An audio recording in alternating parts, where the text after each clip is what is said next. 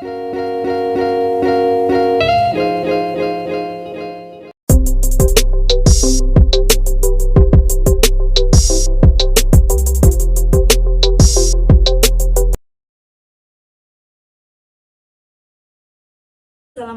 warahmatullahi wabarakatuh. Salam sejahtera bagi kita semua.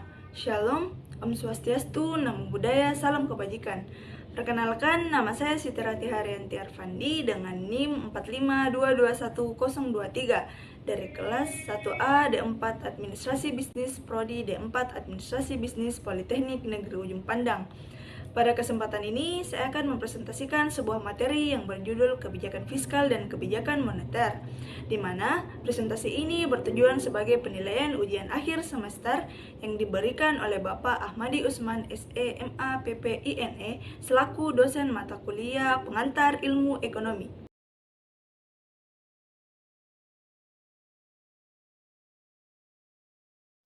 Nah, yang pertama, saya akan menjelaskan pengertian kebijakan fiskal dan kebijakan moneter.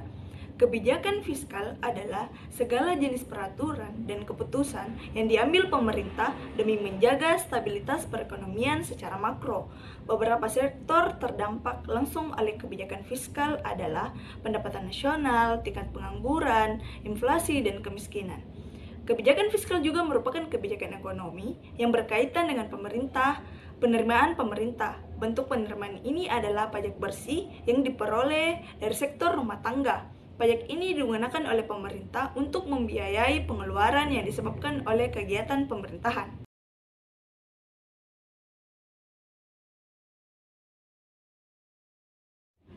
Adapun pengertian atau definisi dari kebijakan moneter yaitu kebijakan yang dilakukan oleh pemerintah melalui bank sentral guna mengatur penawaran uang dan tingkat bunga dalam tingkat yang wajar dan aman.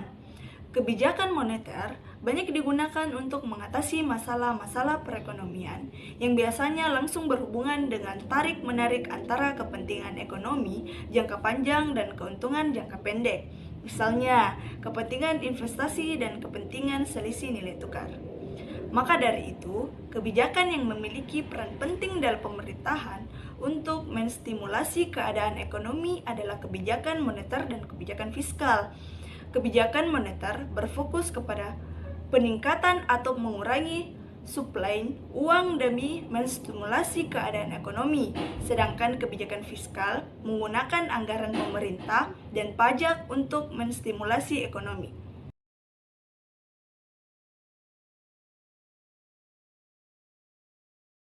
Kalian pasti bertanya-tanya, kenapa kebijakan fiskal dan kebijakan moneter sangat penting? Saya akan menjelaskan terlebih dahulu mengapa kebijakan fiskal sangat penting. Kebijakan fiskal penting karena dapat menggerakkan perekonomian, peningkatan pengeluaran pemerintah, dan pemotongan pajak mempunyai efek multiplier dengan cara menstimulasi tambahan permintaan untuk barang konsumsi rumah tangga.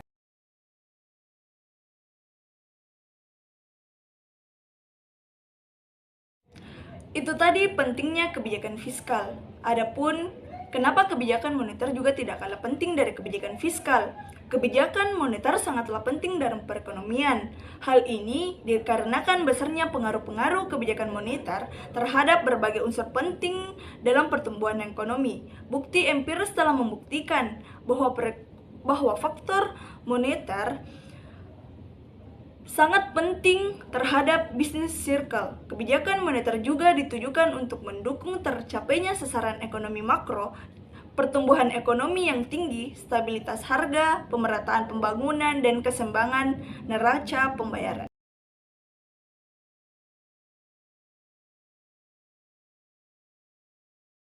Selanjutnya, fungsi-fungsi kebijakan fiskal dan kebijakan moneter. Fungsi kebijakan fiskal terbagi menjadi 3, yaitu fungsi alokasi, fungsi stabilisasi, dan fungsi distribusi. Pertama, fungsi alokasi. Kebijakan fiskal bertujuan ketika anggaran negara dialokasikan dengan tujuan untuk mengurangi tingkat pengangguran serta pemborosan sumber daya. Fungsi alokasi juga dapat menambah efisiensi serta efektivitas ekonomi dalam suatu negara. Yang kedua, fungsi stabilisasi. Kebijakan fiskal berfungsi ketika anggaran pemerintah digunakan untuk menjadi alat yang bertujuan untuk memelihara serta melakukan upaya atas keseimbangan fundamental dan perekonomian negara tersebut.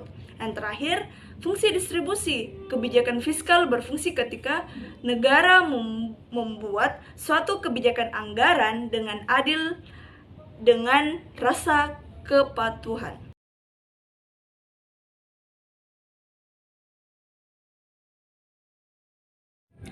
Adapun fungsi kebijakan moneter terbagi menjadi 3, yaitu mengendalikan laju inflasi, mengelola angka pengangguran, dan memelihara nilai tukar. Yang pertama, mengendalikan laju inflasi. Kebijakan moneter dapat digunakan untuk menekan tingkat inflasi. Inflasi adalah peningkatan harga secara terus-menerus yang berkaitan dengan pemasukan uang yang berlebih sehingga nilai uang menurun harganya. Tingkat inflasi yang rendah berarti sehat bagi perekonomian negara, sementara tingkat inflasi tinggi bisa membahayakan. Yang kedua, mengelola angka pengangguran. Kebijakan moneter juga dapat mengelola angka pengangguran dalam suatu negara. Misalnya, kebijakan ekspansif meningkatkan pasokan uang, kemudian merangsang investasi atau bisnis, dan pada akhirnya meningkatkan lapangan kerja. Yang ketiga, yang terakhir, memelihara nilai tukar. Bank Indonesia sebagai bank sentral memiliki kemampuan untuk mempengaruhi nilai tukar mata uang domestik dengan mata uang asing. Salah satu caranya adalah dengan menerbitkan atau menarik uang cetak di pasaran. Bila terjadi penambahan pasokan uang, maka nilai tukar akan naik. Sementara bila ada pengurangan pasokan uang, nilai tukar akan turun.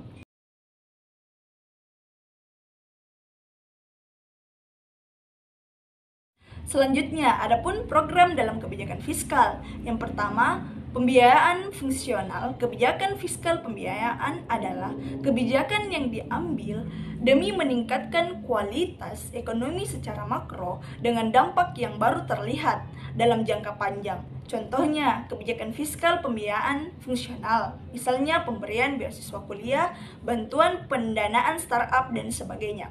Yang kedua, pengelolaan anggaran. Pengelolaan anggaran bertujuan kebijakan fiskal dalam periode tertentu berhasil. Pemerintahan punya wewenang memindahkan alokasi anggaran dari satu sektor ke sektor lainnya. Misalnya, di masa pandemi, pemerintah dapat memprioritaskan anggaran untuk fasilitas kesehatan. Yang ketiga, stabilisasi anggaran otomatis. Ada banyak faktor yang mempengaruhi harga barang dalam pasar.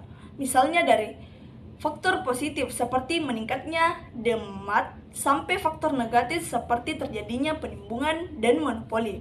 Salah satu tujuan kebijakan fiskal di Indonesia adalah demi menjaga harga barang tetap terjangkau bagi masyarakat dan terhindar dari fluktuasi karena pihak tidak bertanggung jawab. Yang keempat, anggaran belanja seimbang. Kebijakan fiskal seimbang. Kebijakan fiskal satu ini diambil untuk menjaga keseimbangan pemasukan dan pengeluaran negara. Fungsi kebijakan fiskal satu ini adalah agar negara tidak punya terlalu banyak hutang. Meski terdengar positif, regulasi fiskal seimbang memiliki risiko besar karena tidak semua negara punya kemampuan memenuhi seluruh kebutuhan warganya.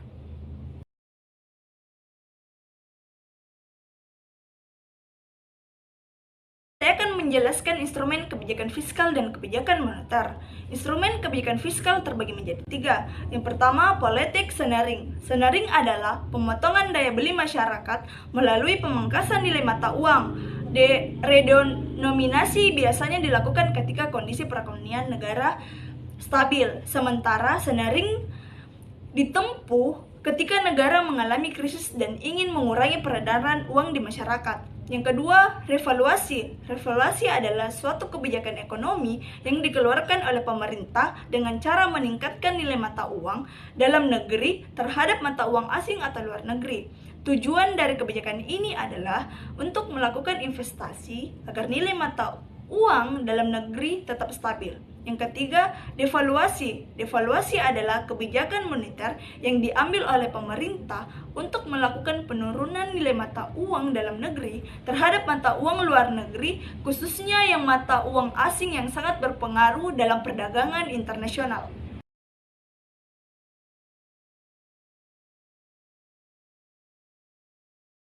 Selanjutnya, saya akan menjelaskan instrumen kebijakan fiskal dan kebijakan moneter. Instrumen kebijakan fiskal terbagi menjadi 3. Yang pertama, politik snaring. Snaring adalah pemotongan daya beli masyarakat melalui pemangkasan nilai mata uang. Redenominasi biasanya dilakukan ketika kondisi perekonomian negara stabil, sementara snaring ditempuh ketika negara mengalami krisis dan ingin mengurangi peredaran uang di masyarakat. Yang kedua, revaluasi. Revaluasi adalah suatu kebijakan ekonomi yang dikeluarkan oleh pemerintah dengan cara meningkatkan nilai mata uang dalam negeri terhadap mata uang asing atau luar negeri. Tujuan dari kebijakan ini adalah untuk melakukan investasi agar nilai mata uang dalam negeri tetap stabil. Yang ketiga, devaluasi. Devaluasi adalah kebijakan moneter yang diambil oleh pemerintah untuk melakukan penurunan nilai mata uang dalam negeri terhadap mata uang luar negeri, khususnya yang mata uang asing yang sangat berpengaruh dalam perdagangan internasional.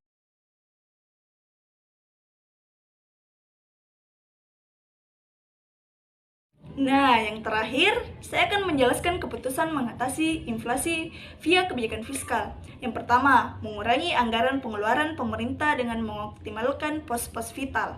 Yang kedua, meningkatkan perolehan pajak melalui upaya peningkatan kesadaran pajak masyarakat serta mengenakan tarif pajak yang tinggi untuk beberapa komponen pajak yang dianggap perlu.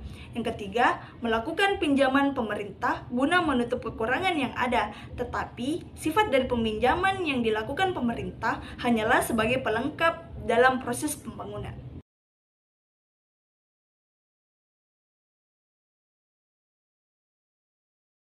Itulah tadi presentasi tentang kebijakan fiskal dan kebijakan moneter. Saya mengucapkan terima kasih kepada Bapak Ahmadi Usman, SE, MAPP, INE, selaku dosen pengantar ilmu ekonomi. Akhir kata, apabila dalam video presentasi saya ada suara yang mengganggu dan kesalahan-kesalahan dalam pengucapan, mohon dimaafkan, karena sesungguhnya manusia tak luput dari kesalahan. Dan saya mengucapkan terima kasih buat yang menonton. Wabillahi taufiq wal hidayah. Wassalamualaikum warahmatullahi wabarakatuh.